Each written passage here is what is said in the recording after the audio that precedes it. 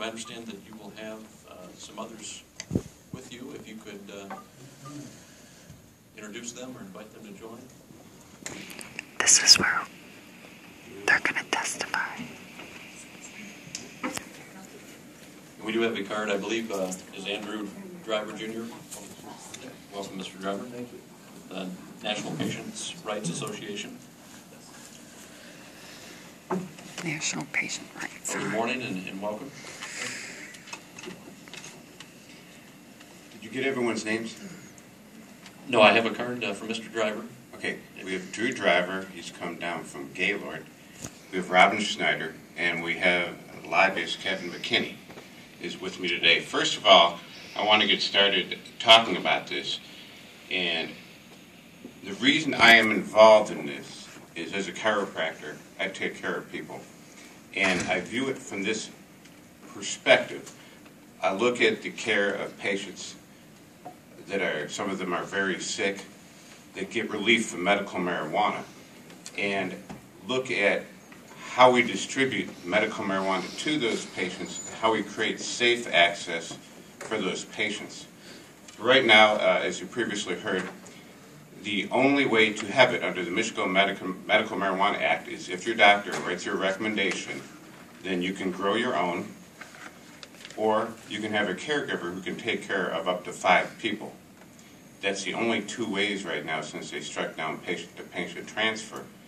So the concept of what I'm proposing in my bill, 4271, is the creation of what's called provisioning centers. This would be a store that a community would choose whether they want that in their community or not. That's not right for every community. In Ann Arbor, they would like to have these. And so it's right for them, but it's not right for every community. And to give those communities the opportunity to regulate it. I want to talk about a patient, specifically to show you how the present Michigan Medical Marijuana Act does not work for them. This patient is dying right now of cancer. This patient is about 85 pounds now. He cannot walk, cannot get out of bed. He's got a recommendation for medical marijuana from their doctor. So the first way they could do it is to grow their own. That's not going to work in this case. This is not like growing carrots or radishes. This is very difficult to grow medical marijuana. It's very specialized. Also, it's going to take a while for this product to be ready, maybe 4 to 6 months. It's a good chance, but by the time the medicine is ready for the patient to give her relief from nausea and to help her eat and keep some weight on, chances are this patient will be dead by the time her medical marijuana is ready. So the second way then she can get it, since she can't grow her own, is to have a caregiver. Now I think you heard some of the numbers from the previous testimony that there's about 137,000 registered patients in Michigan. But when they looked at the number of registered caregivers, there's not enough registered caregivers to accommodate the number of patients. So patients really have trouble finding a good caregiver, and in many cases cannot find a caregiver. If they do find a caregiver, in the case of, say, this woman, then the caregiver then would start growing the plants. It would take 4 to 6 months for her medicine was ready, and she would probably be dead by then. So what I want to talk about, what I propose, is the creation in law of the provisioning center, a place where the day the doctor writes a recommendation for medical marijuana to get rid of her nausea so that she can have some appetite, so she can eat, maintain some weight, and maintain as much comfort and dignity as possible, that she should be able to have access to that medicine that day. The present things of growing your own or have a caregiver grow for you don't meet that need. She needs it at that time, because who knows how long she has. So the concept of the provisioning center, it creates a place where a patient with a recommendation from a doctor for medical marijuana could then go to that place, and they already have medical marijuana, different types of products, In the case of most cancer patients, they're not smoking. The vast majority don't smoke. They want a candy that they suck. This is not something they get high with. So let's not confuse recreational. This is not something they get high with. They're looking for relief that has nothing to do with any sort of euphoria. And it may be in the form of a candy, or a term that we're going to be using today is medible, which is a medical edible. It can be a brownie. It can be, in other forms, it can be a salve, a tincture. Basically, the marijuana is refined so that it can be used in products that are non-smoke products, and in general don't give that sense of euphoria. But that place where she could go that day after she left her doctor and choose something, maybe a candy, and then go home, use that product, and that day start getting some relief. That's what we are talking about today. We are talking about this medical usage of marijuana. We're not talking today about the decriminalization of marijuana. We're not talking today about the legalization of marijuana. These are two other subjects for another day. We are talking about safe and immediate patient access to medicine that they need. Kevin? Thank you very much, Mr. Chairman, committee members. My name is Kevin McKinney of McKinney & Associates, and I have the pleasure of representing the National Patient Rights Association. I want to introduce both of them, and I know they're going to provide some comment to the committee.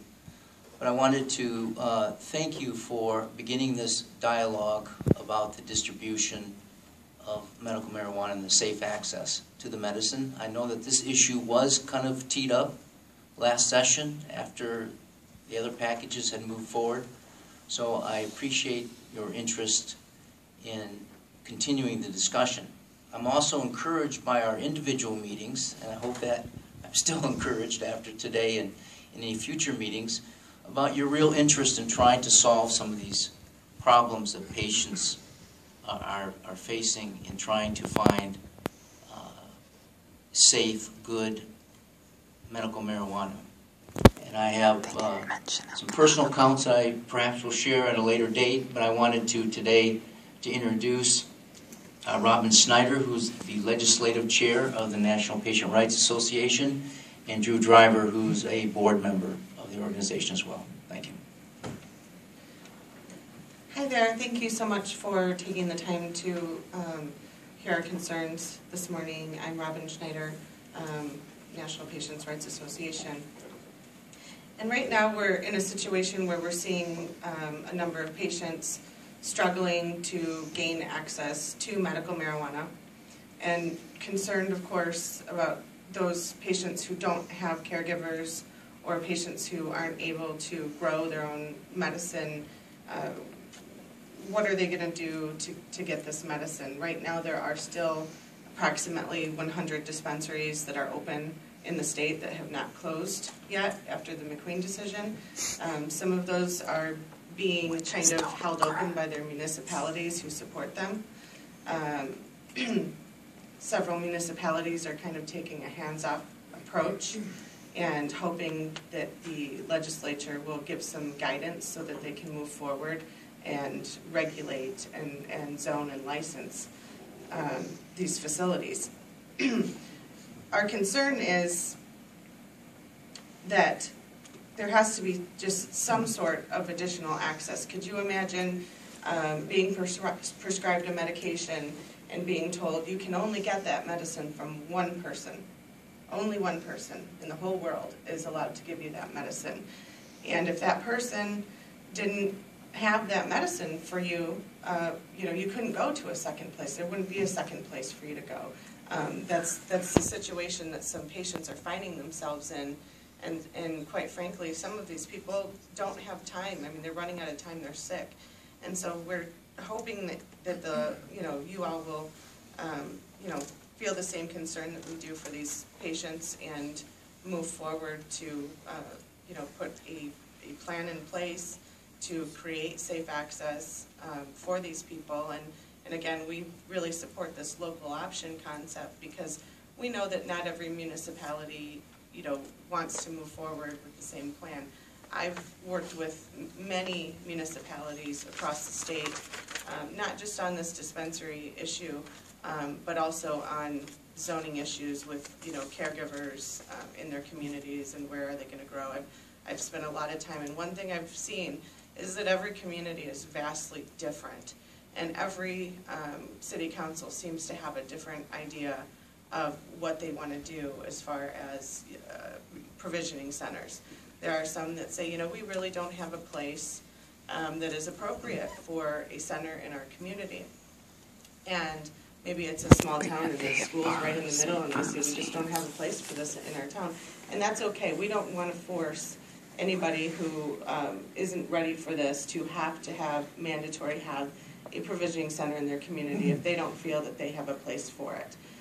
However, for the municipalities that do clearly want to regulate the distribution of marijuana, who say, we want to provide a safe place for these patients in our community, we feel that they should have that option to move forward with the ordinance they've already written or write new ordinances if that's what they want.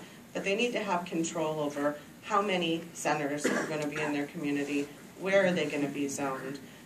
We ran into a situation after the act was passed where many dispensaries popped up unregulated, and the municipalities were not sure if they could even, ban them or moratorium them or, license them. Some did license the facilities. I like to use, like Ann Arbor, Traverse City is a good example. They were very progressive in setting rules and regulations for these centers, and I would like to see those cities be able to move forward with their plans and provide access to these patients. Also, we're concerned about testing. There are many patients who would like to have their medical marijuana tested, people who have depleted immune systems who really feel that they need to have their medicine tested. Right now, without that transfer being legal between two people, it's questionable if it's even legal to transfer your medicine to a testing facility. So that's something that we'd really like to also provide, is that protection for these people to go and get their medicine tested so they know what they're consuming. So, and I'll be available for more questions if you have any. Great, thank you, Robin. I'd like to thank everyone for allowing me the opportunity to speak today and to discuss a topic that is very important to myself and, as you can see, many Michigan residents. I'm going to tell a little story about how the medical marijuana relates to me, and I hope this helps you understand what's truly going on the ground for patients and caregivers alike. I sustained a spinal cord injury years ago.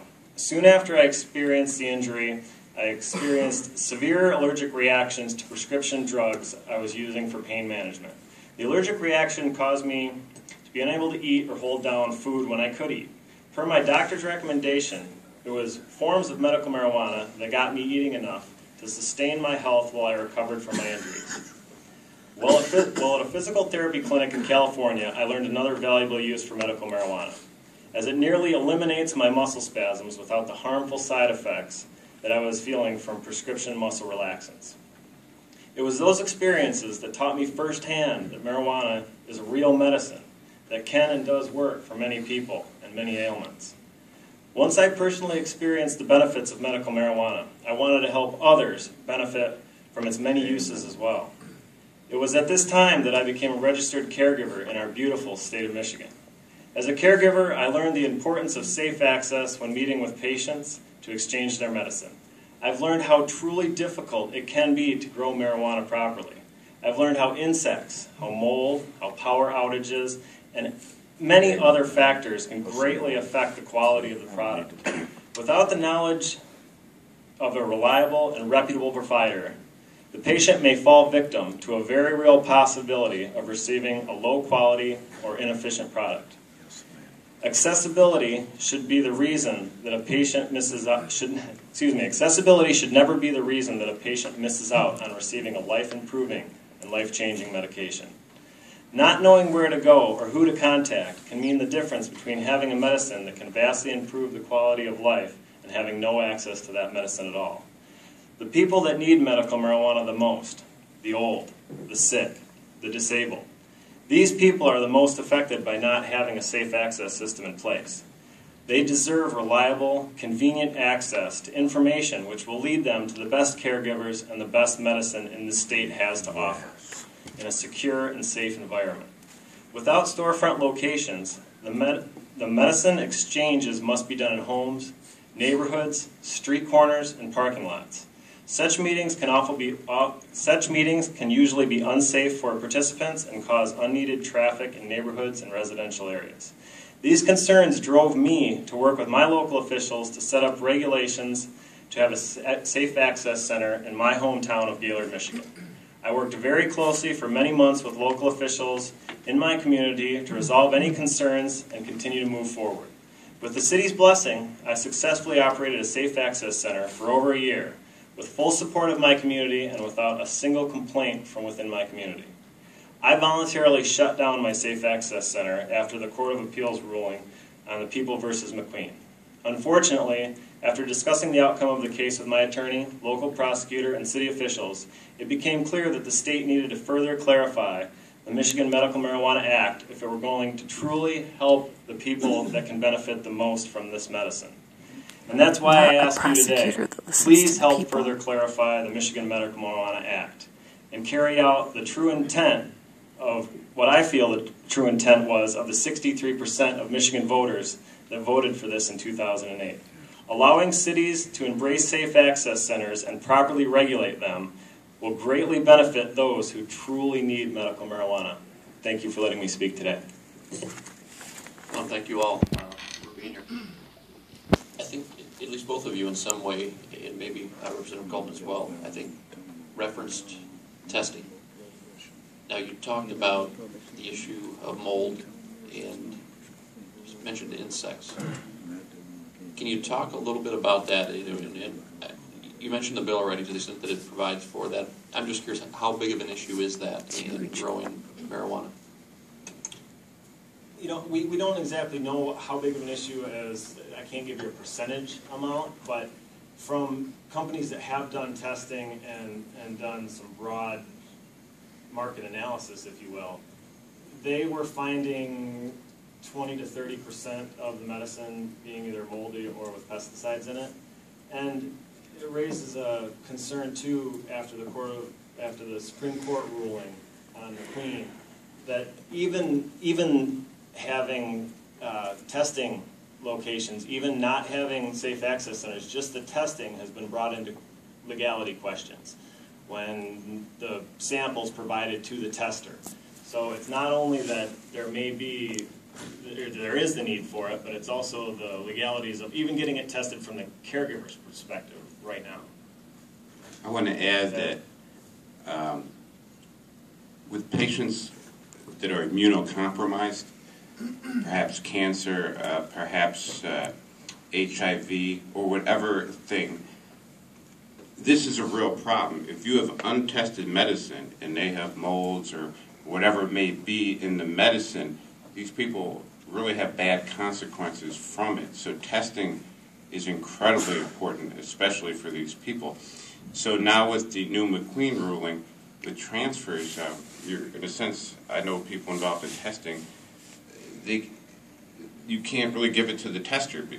You know, the patient can have it, or the patient can get it from their caregiver, but they can't hand it to the tester. So that's a real negative consequence of this. With the current model of a caregiver being able to provide usable product, or to provide product to 5 patients, under that model of 60 plants, is testing something that can be done in a cost-effective way? I mean, I don't have a clue what the cost of testing are, but can this be done?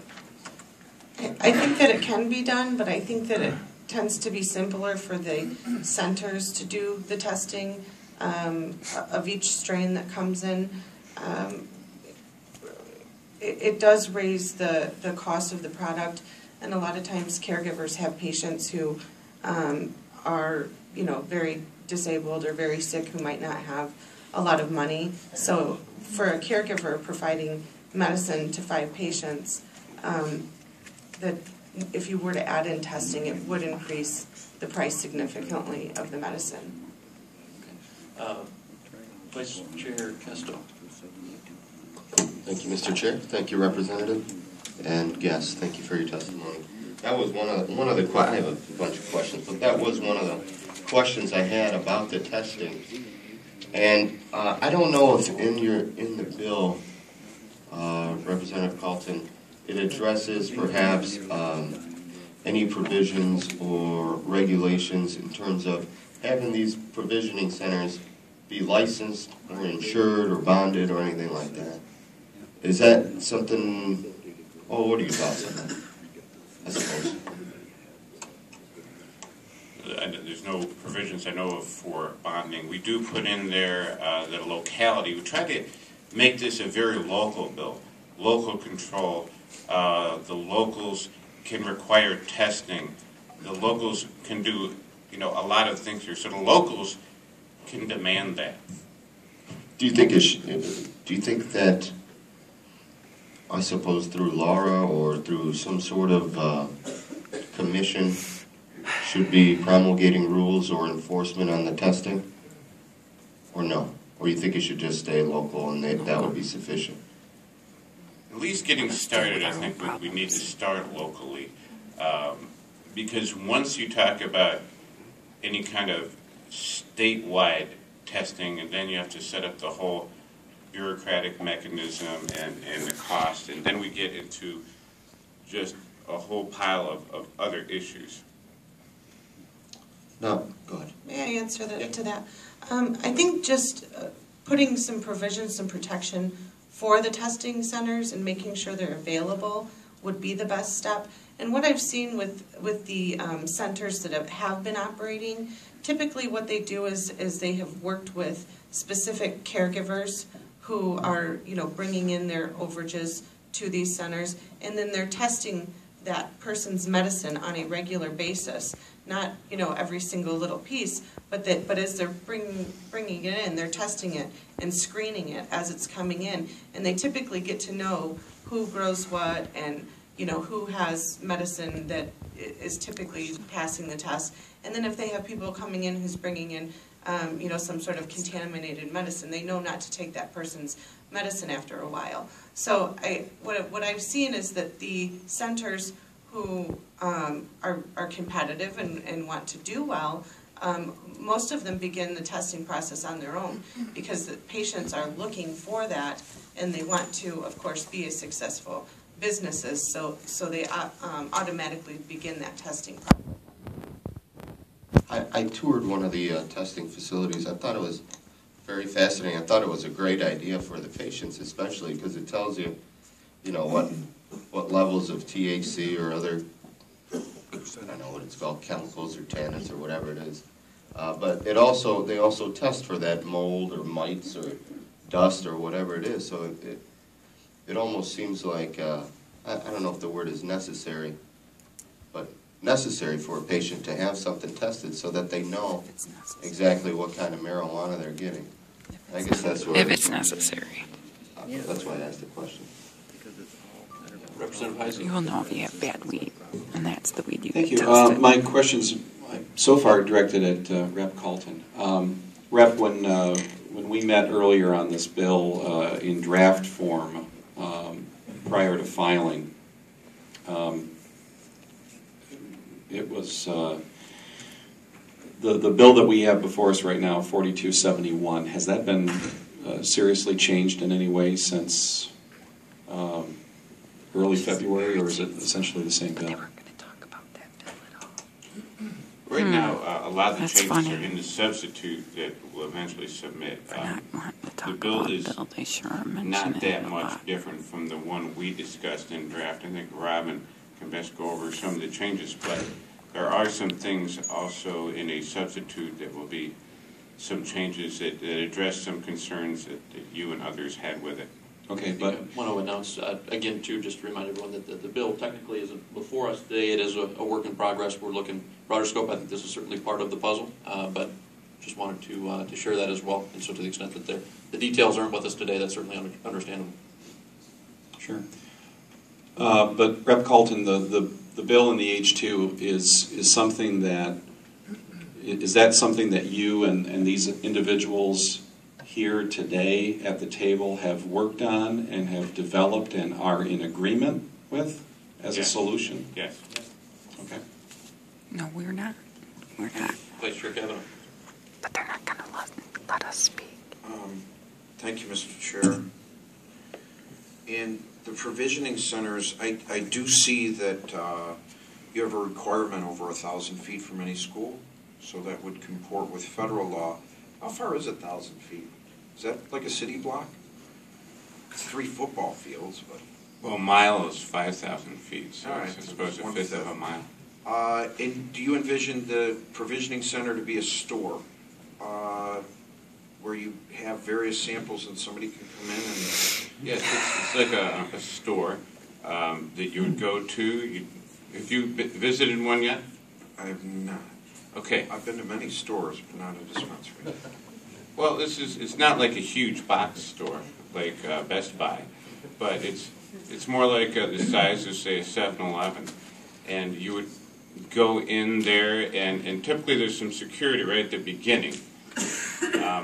And there's an office area that you'll see where patients have to certify, make sure they're registered, and then eventually the patient one at a time is brought back past the security to an area where they then do have the product. And what you would see some product of the medicine in jars. There's different types because different types of medical marijuana have different effects based on cannabinoids is the word you're searching for, based on those levels. In some things that may help one patient may not help another.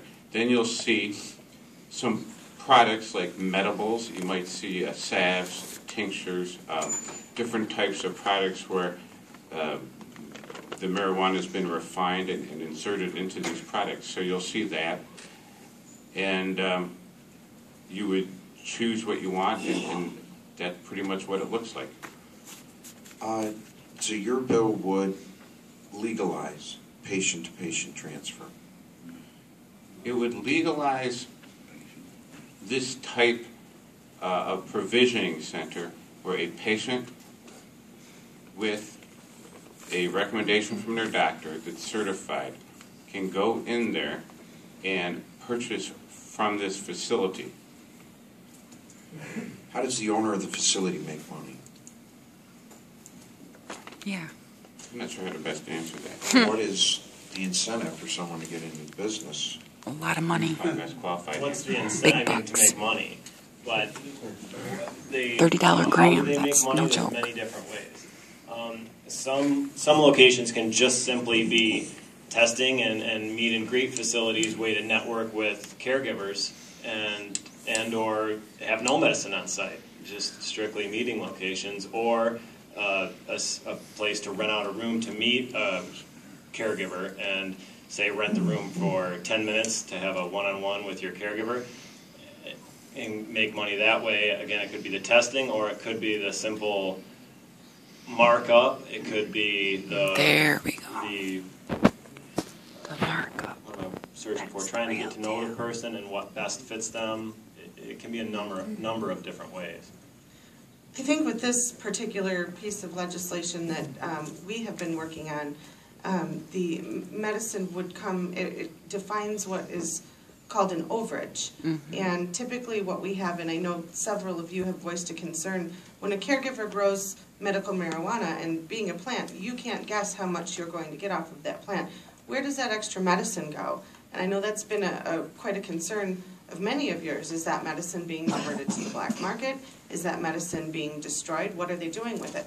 This would allow those caregivers with that extra medicine to take it to a provisioning center and leave it there, and then patients would be able to come in and purchase that medicine. Now, in the meanwhile, that medicine can be tested before it goes to those patients.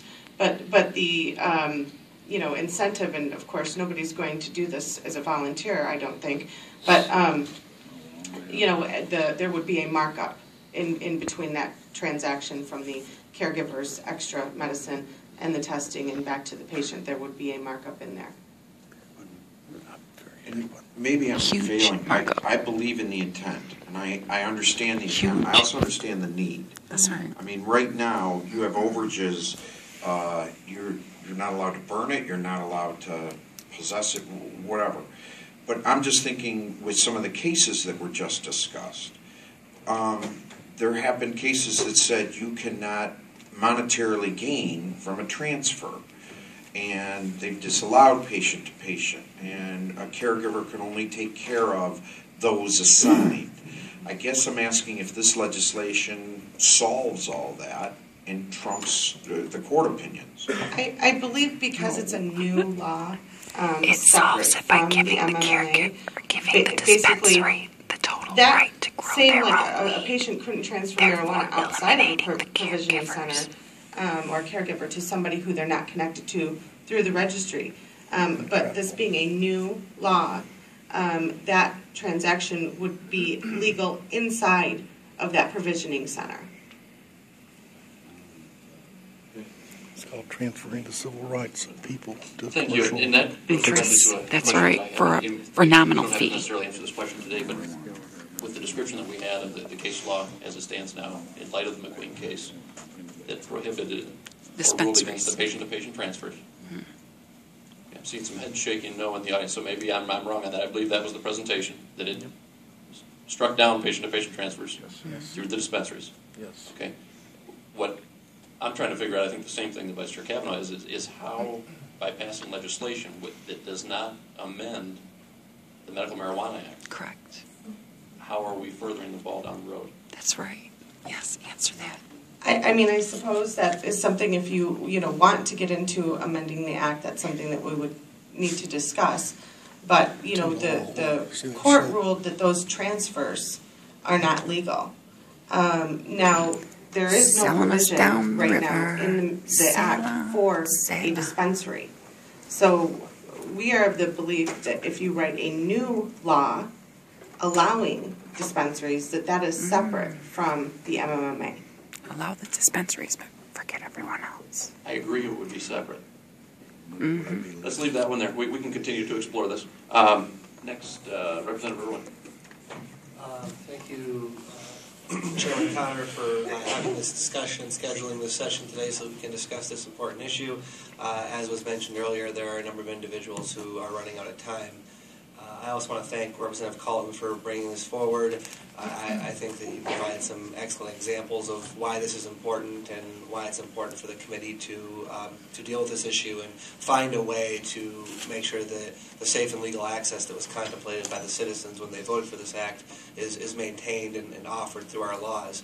And if I may make a brief comment on the discussion that was just taking place, I think that what's going on here is the court decision essentially said that those patient-to-patient transfers aren't protected by the Act. But that doesn't mean that it prohibits the legislature from then going on and saying that there is going to be an allowance for that type of behavior. So even though the MMMA doesn't specifically stipulate that is protected, the court didn't say anything shackling the legislature from providing that kind of authority. I think that's what we're discussing here today. Having said all those positive things, and I do think it's important that we find a way to provide a legal path for safe and legal access for our sickest citizens. And I do really accept the point that this is really about the sickest and most compelling cases. Those are the folks who really need a dispensary rather than a caregiver. But I do have a couple concerns. One of them is about this whole issue of local control. I mean, it's been stated here that we want to make sure that people have safe and legal access.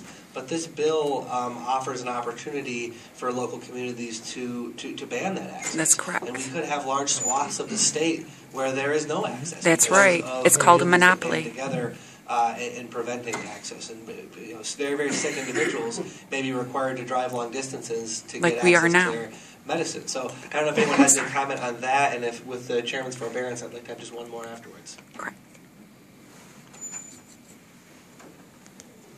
For one, I believe that when cities see that it can be a really good thing and that it can help people, I believe that they will be more apt to allow them as things move forward. But yeah, that is a concern that some patients might not have the luxury of a center. At this point, I feel that we're on the verge of having absolutely zero access for these patients. And personally, I would rather see patients have the option to drive a little bit and get their medicine than not having that option at all. And I believe that if we were to try to legislate a sweeping, every town has to have one, I don't think that it'll pass. And that's just, me being realistic. If we said, okay, let's try to make every single municipality have a center, we may end up with zero. And that's what we're trying to avoid here. No. I appreciate your frankness, and I definitely would agree that we're going in the right direction. The other, question/comment I have is on a couple specific provisions in the bill. One, I'm concerned about page 9, line 25, which talks about advertising restrictions. Yes. I'm not certain if those advertising restrictions are going to be acceptable under sort of the free market system that we live in here in America. And that's some bullshit. That. So I think that's something that I'm concerned about. And another is, if you go to page 11, line 1, that's where it talks about the record-keeping requirements that are being proposed for these provisioning centers. And I'm a little concerned that these record-keeping requirements are too onerous, and this is what I mean by that. What it says in here, or what it seems to be driving at, is that there's a limit on how much usable marijuana can be delivered to a patient in a 10-day period, 2.5 ounces in a 10-day period. And the record-keeping requirements are being applied to these provisioning centers so that they won't run afoul of that rule of providing too much product to one patient, right? That makes a lot of sense. But the 2.5 ounces provision covers 10 days, but the record-keeping requirements cover 90 days. Why would you be requiring these provisioning centers to keep records for 90 days when you're trying to deal with a 10-day restriction? Okay, one concern that we're having.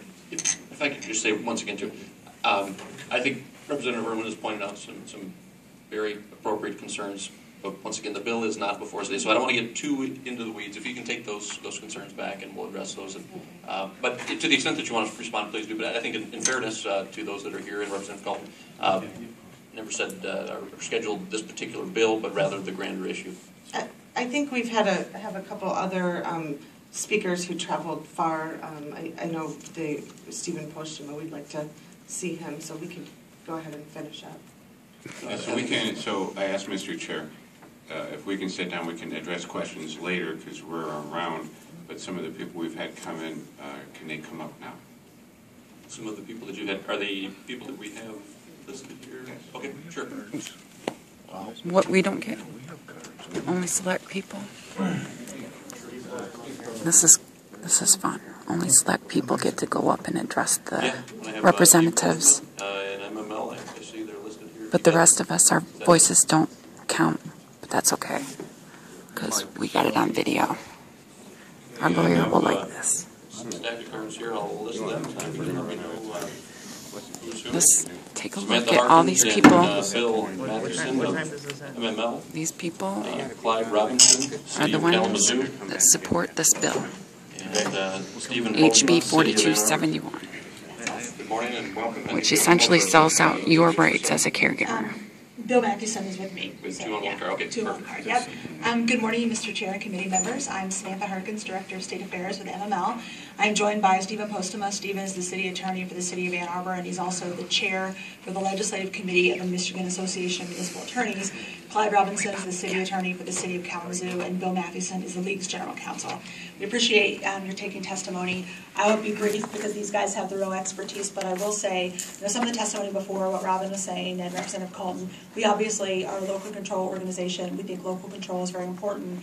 And as many of you have noticed perhaps in your own districts, in your own communities, every community does want to handle this differently. So we think that's a really important issue going forward, is that there is local control. We also think it's very important that there's clarity. And we've had a lot of legislation on this act, and we think that it's important that our members know what they can and can't enforce. And we have, we're limiting our liability legislation, and that's also legislation that the city has to defend, and ultimately taxpayers end up paying for. So we would like as much clarity as possible.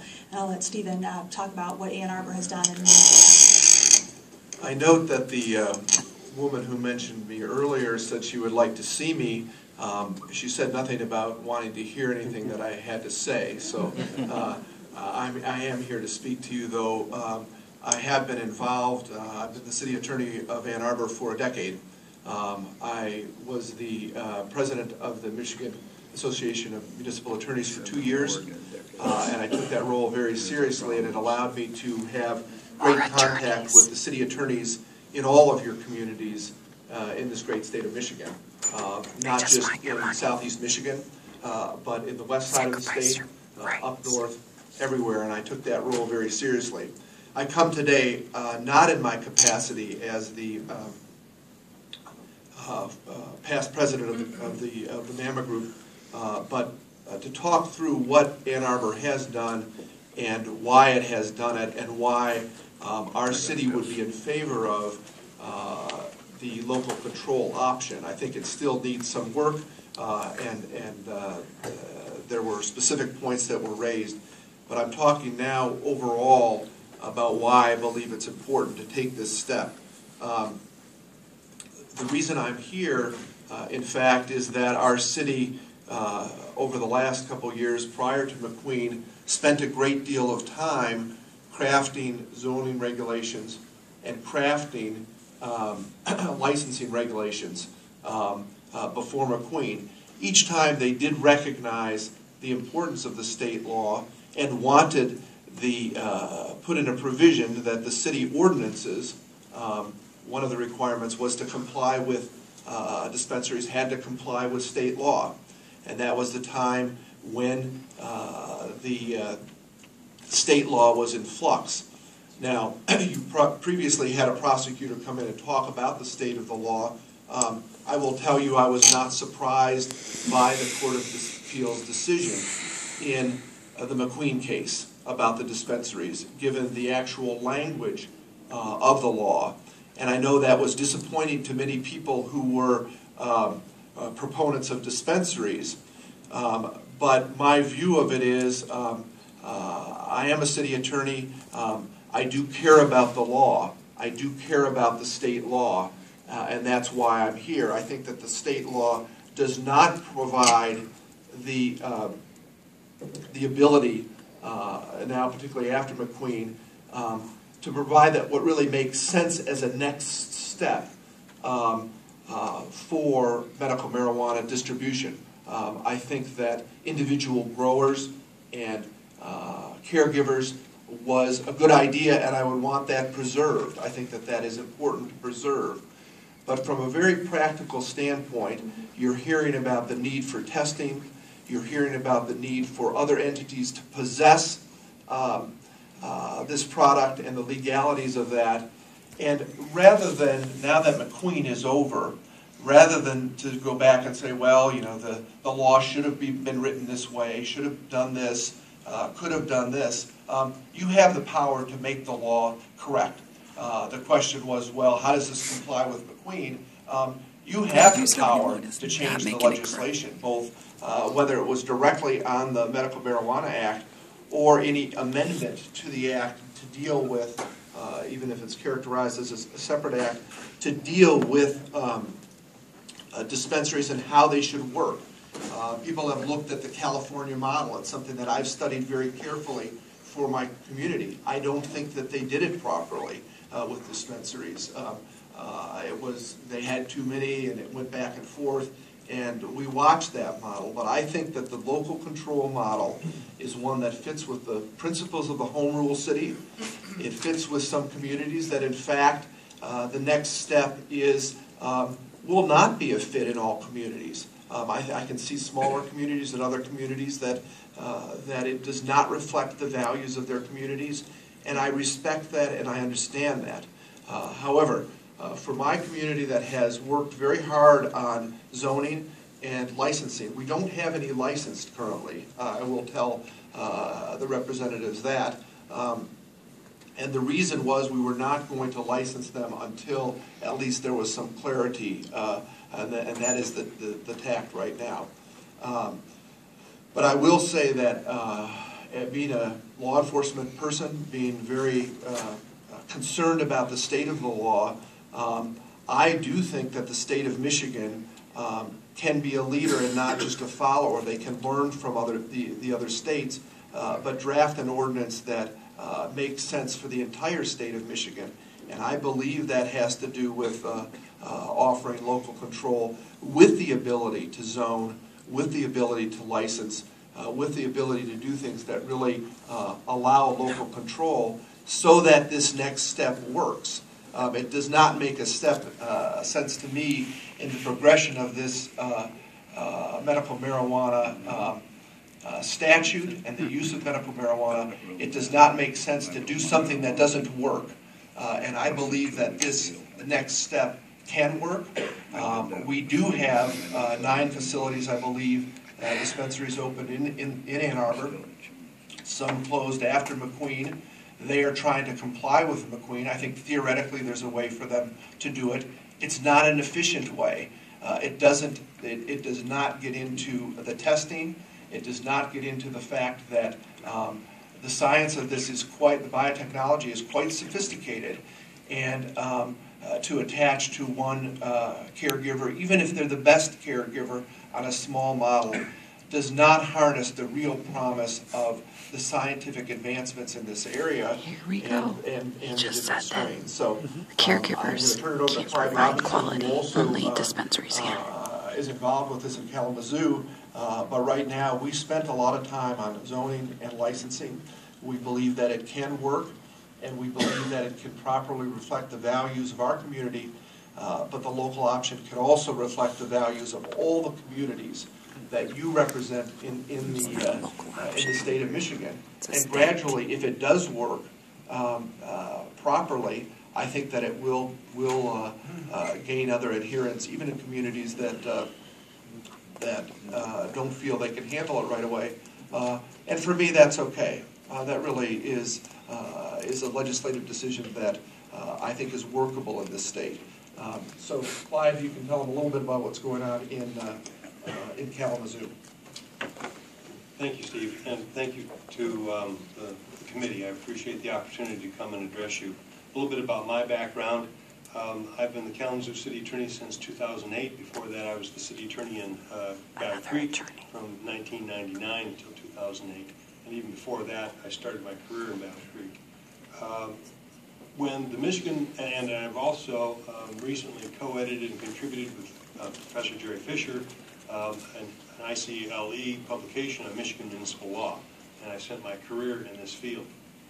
When the Michigan Medical Marijuana Act was adopted by the voters, it threw particularly planners and to some degree police departments in disarray. How do they react? And in Kalamazoo, we sat down with the planning department after I reviewed the act, and there was a lot of various ways the cities went throughout this state. Some adopted moratorium, others because they didn't know what to do. Others outright banned it in some form or fashion. Others embraced it. We took initially kind of a wait and see, and then, again, not knowing where the law was going to go, but feeling the need to give guidance to our community, we undertook to do some, to make it we regulated it as a home occupation. We did so for various reasons. Number one, as has already been mentioned, the Act does not mention anything about dispensaries. So clearly there was no guidance or, if you will, opening there.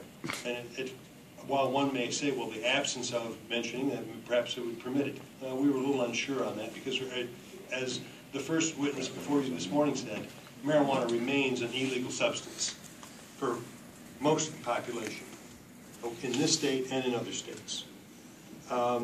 Secondly, in looking at the websites that advocated for the adoption of the citizen initiative, a lot of them stressed the confidentiality of the caregiver-patient relationship.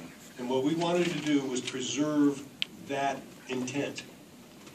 So and again, looking at the zoning code, we took our cue from the provision of the law that permits local municipalities, prohibits regulating obscenity, but permits it to address adult uses and obscenity by zoning. And so that we felt that the best way to approach this was to use our zoning power. And in doing so, we said we were not going to preclude patients from growing their own in their home. We were concerned by not doing anything that there may be some non-conforming uses that may crop up that would be grandfathered under zoning principles. We also did not like the moratorium approach because that would only extend the uncertainty, and we wanted to eliminate that. And we didn't want to do a total ban because we thought we were just going to invite litigation. So, and we also didn't feel outright commercialization was the appropriate way to go, as that could invite unwanted secondary effects. We were aware of a California study that said in California where there were dispensaries, there were oftentimes had secondary effects on the surrounding neighborhoods. They were the scenes of robberies, burglaries, open use of marijuana in the vicinity. So we wanted to avoid those. So what we did is we regulated as a permissible home occupation under our zoning code. We already had a portion of our code that permitted home occupations. In Kalamazoo, we don't license any home occupations. So if you're the piano or violin teacher and you teach students in your home, you're permitted to do that as a matter of right, and we in Kalamazoo don't require you to license with the city. There are other types of home occupations, but we added caregiver to that list. We said you had to comply with the state law. You had to comply with various local building, plumbing, and electrical codes because, as I understand it, that there is a more intense use of electricity and the like. We indicated that they couldn't create a nuisance in doing so to your neighbors. And we also felt because caregivers were limited to 5 patients, there wouldn't be a constant commercial stream to a particular home. So because we felt comfortable with recommending that approach. As opposed, then what we did, both in the planning department and along with myself, we reached out into both the neighborhoods and to the medical marijuana community and asked for their input. We found that the medical marijuana community was accepting of our proposal. They did not, with the exception that we didn't truly commercialize it. There were some advocates for that, but most folks who needed the product and were caregivers appreciated the approach the city was taking. Then we went out and talked to neighborhood associations, and we got their buy-in. I was a little surprised that there wouldn't be more pushback, but there was agreement that this was an appropriate way to approach the issue. So when it finally came before our planning commission and our city commission as an amendment to our zoning code, there was very little comment. The only comments we had were those individuals who wanted to start a commercial shop, if you will. They felt that it wasn't broad enough. And it has operated successfully. We've not had any problems with our home occupation ordinance since 2010 when it was adopted. However, that didn't stop those who wished a more commercialization to the approach. And then a poorly drafted citizen initiative was adopted in November of last year. Number one, I think they may have had legal counsel, but I question how good that counsel was. They certainly didn't have a feel for the zoning law. They didn't have a feel for other restrictions on that may impact this kind of use. For instance, the charter amendment required the establishment of what they call 3 medical cannabis dispensaries in appropriate commercial districts. It didn't define what an appropriate commercial district was, and it left kind of an opening for the city, if you will, to have to create, okay, where do we put them?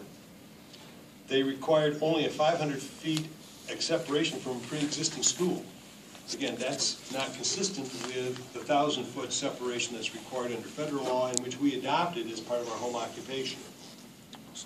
So there's a conflict there. They also did separate dispensaries by at least 500 feet.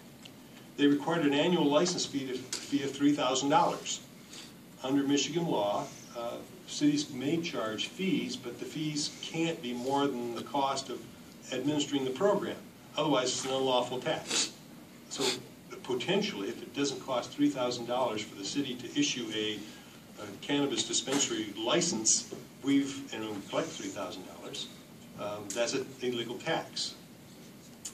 They required, in order for a person to open up a dispensary, at least residency for 2 years. I think that creates some problems under the U.S. Constitution in regard to people being able to move between states. There's a U.S. Supreme Court case on the inability of a person to gain admission to a local, I think, the New Hampshire bar, because they didn't live there long enough. So there's some, I could go on, but the thing that really I think was problematic for me was it precludes a law enforcement officer and the city attorney from prosecuting any complaint for possession, control, use, or giving away if they're operating within under the licenses. You may say, well, okay, the licenses basically gives them a get-out-of-jail-free card, so that no matter what they do, even if they violate some other law in the dispensary of marijuana, they said that the local police department and the city attorney can't seek prosecution. Again, I found that somewhat offensive. Sure. Interestingly enough, to work toward a conclusion, if you could, please. We do have a lot of people that want to testify yet today. What I'm saying is, because the lack of the guidance in the area of dispensaries, the city of Kalamazoo now has found itself saddled in its charter of all places with, I think, a very unworkable issue. It was amazing. Once this passed, 2 days, within the first 2 days after November's election of last year, we were inundated with people wanting to know, how do I get a license? After the McQueen case, that died down. I think for now the matter's a dead letter, but I think it may spring back into effect if the state decides to issue or permit dispensaries by legislation. What I would ask is, and I agree with the remarks of my colleagues, I think there needs to be a local control. I think we've, at least in Kalamazoo, shown that we can handle local control. The way we handled it was through home occupation. Unfortunately, because of a gap in the law, we've been inundated, and now we're saddled with a provision that I don't think is, in some ways, unworkable, in some ways unconstitutional. And I think there's a need for guidance to local municipalities and give us the local ability to decide what's best for our community. Thank you. Thank you, Mr. Chair. I would only add that I really appreciate the opportunity for Stephen and Clyde to be here. They serve on the Municipal League's Legal Defense Fund Board of Directors, and our board is going to be filing an amicus brief in the Terbeek case. And we had some very thoughtful discussion leading up to the approach that the Municipal League's brief will take. I'm looking forward to what the Supreme Court will determine. And I'm very much encouraged by the thoughtful way that this committee is addressing these topics. And I hope that local governments can be partners with the legislature in resolving whatever issues there may be. And I think both Ann Arbor and Kalamazoo are good examples of the sort of local government laboratory where people are really working hard to make the spirit, at least, of the Michigan Medical Marijuana Act come to fruition. And we just are hopeful we can work with you. Thank you. Well, thank you all for taking the time to be here. I do appreciate it. We do have some questions. If you could stick around for a moment. Sure. Representative Lipton, did you have a question? Okay. Representative Heisey. Thank you. Good morning, gentlemen, for your testimony today. Under the, and I know we're not supposed to talk too much about the proposed bill, but I can't help myself. Do you envision the intent of the bill to allow a community? I live in Plymouth Township. Our township attorneys have already crafted an ordinance, essentially a moratorium. Other cities in my district may opt for a dispensary with reasonable restrictions on hours of operation, location, signage, etc., just like we do with any other licensed medical or alcohol serving operation. But under the bill, as you understand it, a township like Plymouth Township could essentially opt out and have no dispensaries, whereas their neighboring city might have that ability. Is that your understanding?